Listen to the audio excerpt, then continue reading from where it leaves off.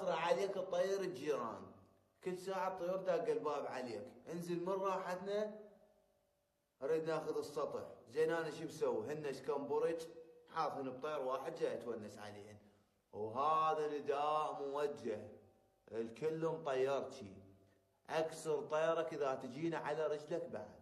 خوش لان ذاك اليوم من صارت الدنيا طيور ضيعت كل العجاج مالاتي، ولا واحد طيرنا وقال له هذا خابرك يمنا تعال اخذه. الله وكيلكم انا مو بطير حال، ومجهز لكم لهذا الفحل 50 موسم على العراق. فتح من الصبح، فتح من الصبح، وش بيه الصبح؟ كل ساعة جايين مجدي، بداعة الليل فطينا عافيتك. والله العظيم. هاك يلا بالله. ابي لك الشارع بنص الزبالة يا الله. بس لو الله خالقنا بدولة أوروبية عاد كل سفرة اطلع اسبوع. حلو الجهاز راح يطلع من الشعبي بس 93. يا الله بصبح من موجه اليوم اني. شوف هذا الاسود يمشي بالشارع على التراب وعايف السيارة اللي مبلطة. لك شنو من عالم انتم والله ما ادري. البارحة رحت للمركز اريد اقدم دعوة، طبيت لقيت الضابط. السلام عليكم. السلام. قلت له سيدي انا تعرضت لعملية نصب واريد اقدم دعوة. تفضل ابن استريح، عندك شواهد على هذا كلامك؟ قلت له عندي شواهد، انا هذا اخوي الكبير وهذا صديقي كانوا شاهدين على الحادثة مالتي. اشرح لي الحادثة. قلت له سيدي الموضوع ما صار له هواي، الموضوع صار له 10 سنوات. كان اكو مجد بباب الجامع، شاب مسوي روحه شايب، كان منقب ويخشن صوته، يسوي روحه من ذو الاحتياجات الخاصة. قلت له فأنا بحياتي ما مسوي عمل خير، هذا الشيء الوحيد اللي سويته بحياتي. شلت له 1000 وانطيت اياه. ما اعرف انا من اللي لعب بعقلي وقال له انطيه 1000. نومني تنويم تقطاطيزي، هددني، فما اعرف. فقلت له هاي الحادثة وما بيها. قال ايش قد المبلغ كان؟ قلت له 1000 دينار.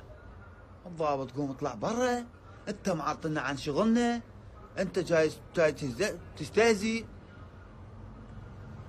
قلت له سيدي يعني اليوم اذا القانون ما يحميك من يحميك لعد؟ والله العظيم. يعني قلت له سيدي انت بس خلي افهمك سيدي، ال1000 كان يطقطق، 1000 كان جديد. طلع برا وشمر الفايل وبكي وطردني ذيك الطرده، اروح لا سجنه.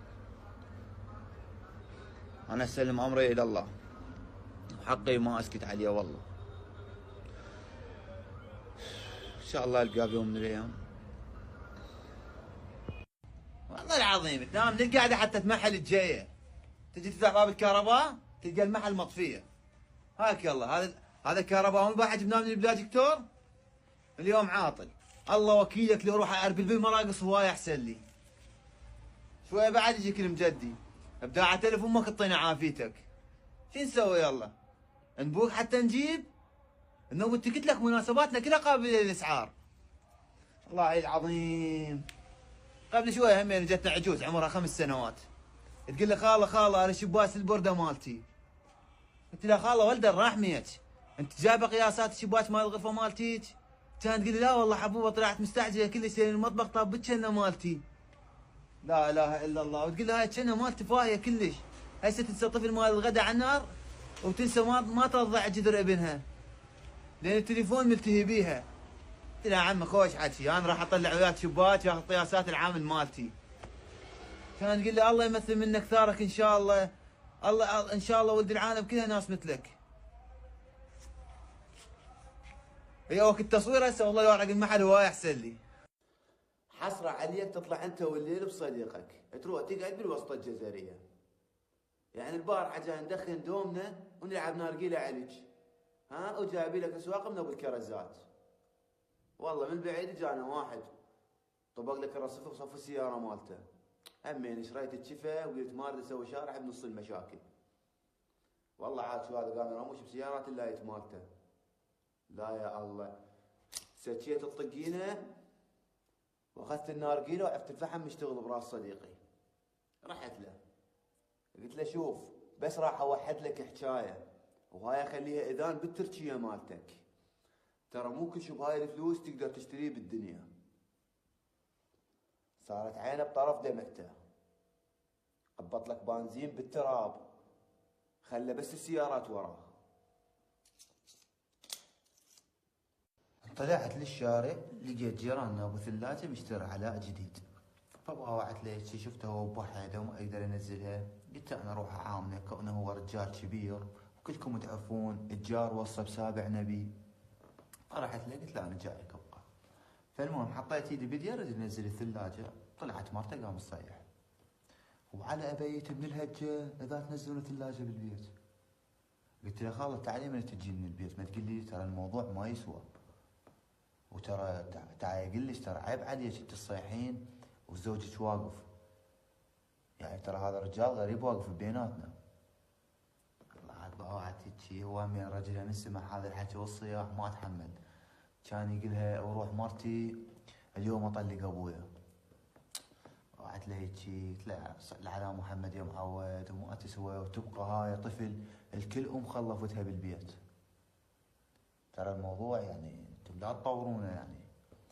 فردت اهدي النفوس بيناتهم، حاولت اطيب خاطرهم بكلمه، والله همين خطرت طيبهم بكلمه وشويه هدأت النفوس بيناتهم.